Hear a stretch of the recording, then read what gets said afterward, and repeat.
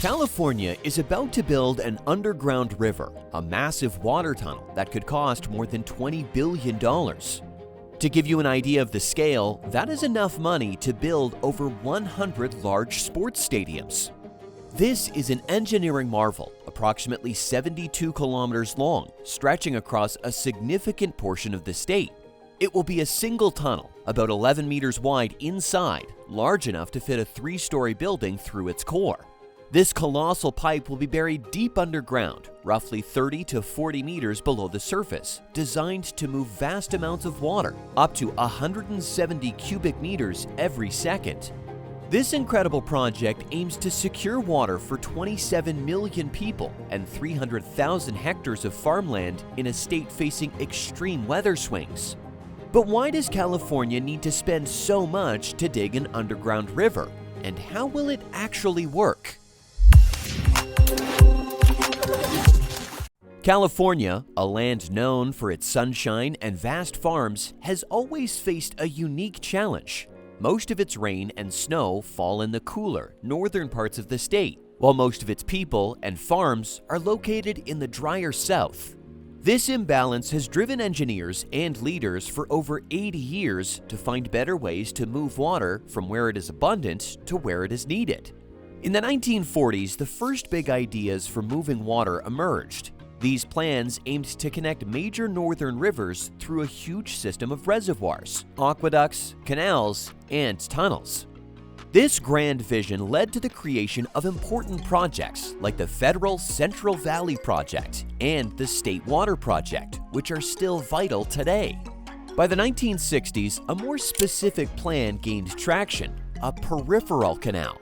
This was imagined as a 69-kilometer-long, 122-meter wide, 9-meter deep open channel that would skirt the edges of the delta.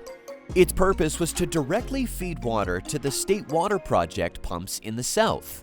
Over the decades, this core idea evolved and was known by different names. First, the Peripheral Canal, then the Bay Delta Conservation Plan, followed by California Water Fix, and now the Delta Conveyance Project.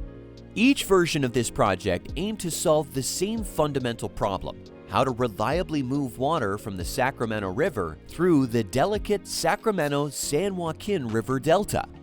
This delta is a vast network of waterways, but it is also very vulnerable to earthquakes and rising sea levels. The goal was always to move water without harming the delta's sensitive environment. The current Delta Conveyance Project is the latest and most refined answer to this long-standing challenge. Let's dive into the technical details of how this massive underground river will be built and how it will work. The journey of the water begins with 2 new intake facilities located in the North Delta, near the towns of Hood and Cortland. These are not just simple openings in the riverbank. Each intake will be almost 1.6 kilometers long, carefully designed to draw water gently from the Sacramento River. Together, these 2 intakes will have the ability to capture a massive 170 cubic meters of water every second. To help you picture that, 170 cubic meters is enough water to fill an Olympic-sized swimming pool in just over 15 seconds. A crucial part of these intakes is their advanced design for protecting fish. They will feature cylindrical fish screens, each about 8.8 meters long and 2.4 meters wide. These screens are built with tiny openings to prevent fish from being drawn into the system. They even have motorized rotating brushes that automatically clean themselves, preventing algae and shellfish from clogging the mesh. The design also makes sure the water flows slowly as it enters the intakes. This low water velocity is much better for fish, especially endangered species like the Delta smelt and salmon, helping them avoid stress or harm. These intakes are also engineered to be incredibly strong. They are built to withstand a 200-year flood event, which is a very rare and powerful flood, plus an additional 3.1 meters of sea level rise. This ensures they can handle the extreme weather conditions and rising waters expected in the future due to climate change. From the intakes, the water will flow directly into a single, massive underground tunnel.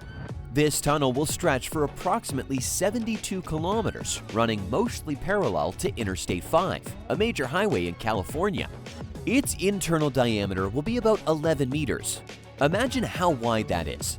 It is wider than a 2-lane road and, as mentioned earlier, big enough to fit a 3-story building through its center. The tunnel will be buried deep beneath the surface, ranging from 30 to 40 meters down. This means it will pass far below homes, farms, and existing infrastructure, minimizing disruption on the surface. The tunnel's walls will be made of thick concrete segments, each about 46 centimeters thick. These segments are linked tightly together with special gaskets, making the tunnel completely watertight and strong enough to withstand powerful earthquakes. This focus on seismic resilience is vital, as there is a 72% chance of a 6.7 magnitude or greater earthquake in the Bay Area by 2043, which could severely damage existing surface water systems. The tunnel's design is a direct response to these specific threats, aiming to provide a secure and protected pathway for water. Building such a long and deep tunnel requires incredible machines known as tunnel boring machines, or TBMs. Picture a giant metal worm slowly but powerfully digging its way through the earth. These TBMs have a rotating cutter head at the front, equipped with discs and picks that loosen and remove soil and rock. For the Delta Conveyance Project, specialized earth balance pressure TBMs will likely be used. These machines are designed to carefully balance the pressure at the digging face, which helps prevent the ground from collapsing during excavation. As the TBM digs, it also uses water and foam to cool its cutting head and soften the excavated material. This material is then moved by a large screw and a conveyor belt to the surface. But the TBM does more than just dig. Right behind the cutter head, it simultaneously builds the tunnel lining. It does this by installing precast concrete segments, forming strong, 1.8-meter wide rings. Once a ring is complete, the TBM pushes forward, ready to start the next section of the tunnel. To speed up construction, multiple TBMs, possibly 4 to 6, will operate at the same time, each boring a different segment of the tunnel. The boring work for each section could take between 3 to 7 years. The material removed from the tunnel, known as reusable tunnel material, is mostly sand, soil, and gravel. This material will be tested and stored at the launch sites, and it can potentially be used for other local projects, such as repairing levees or restoring natural habitats. One important aspect of this deep tunneling method is that the boring happens so far underground that any noise and vibration from the machines are rarely, if ever, felt on the surface. This minimizes disturbance to nearby communities. At the southern end of the tunnel, the water will reach a new pumping plant.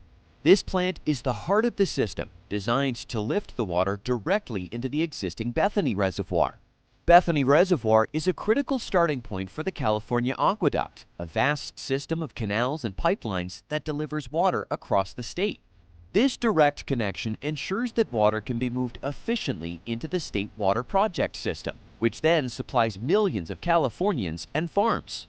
The entire new system is designed to capture water from big but infrequent storm events. This is especially important in a future with extreme weather patterns, where California will experience more intense swings between droughts and floods. By capturing and storing water during wet periods, the Delta Conveyance Project will make the State Water Project much more reliable. For example, if the project had been operational during a major storm in January 2023, it could have captured enough water to supply nearly 3.3 million households for an entire year. This ability to capture and store water during large storms is a strategic move to safeguard against predicted climate impacts and ensure long-term water security. The construction of this monumental project is estimated to take about 14 years. It will involve a huge effort, creating over 5,000 good-paying jobs at its peak. The construction process will also involve a significant number of heavy truck trips, over 200,000, on major highways and local roads to transport materials and equipment. Despite its massive scale, the project has been carefully redesigned to minimize impacts on local communities and the environment.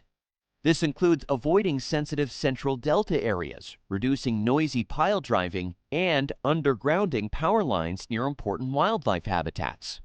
This large-scale activity will have widespread, though localized, impacts on communities near construction sites, affecting traffic and creating significant economic opportunities. This massive undertaking comes with a significant price tag. The estimated cost for the Delta Conveyance Project is over $120 billion, a figure that has already increased from an initial estimate of $16 billion. This cost is expected to be funded primarily through bonds issued by the water agencies that will receive the water, meaning that Southern California ratepayers will largely bear the financial burden. However, critics argue that the $20 billion estimate is absurdly low and that large projects like this often go significantly over budget. They point to examples like the Channel Tunnel and Boston's Big Dig, which saw massive cost overruns, as warnings. Some analyses even suggest the project might deliver too little additional water for its high cost, raising questions about its overall economic benefit. Despite these financial debates and ongoing legal challenges from environmental and tribal groups, Governor Newsom has pushed to fast-track the project. He aims to simplify permitting and reduce litigation delays, emphasizing its critical importance for California's climate adaptation and water security. The governor's push highlights the perceived urgency and political priority of securing California's water supply, even as it clashes with established environmental review and legal processes. What do you think about this underground river? Let us know in the comments below. If you found this deep dive into the Delta Conveyance Project fascinating, please give this video a like, subscribe to our channel for more amazing engineering stories, and hit that notification bell so you do not miss our next video.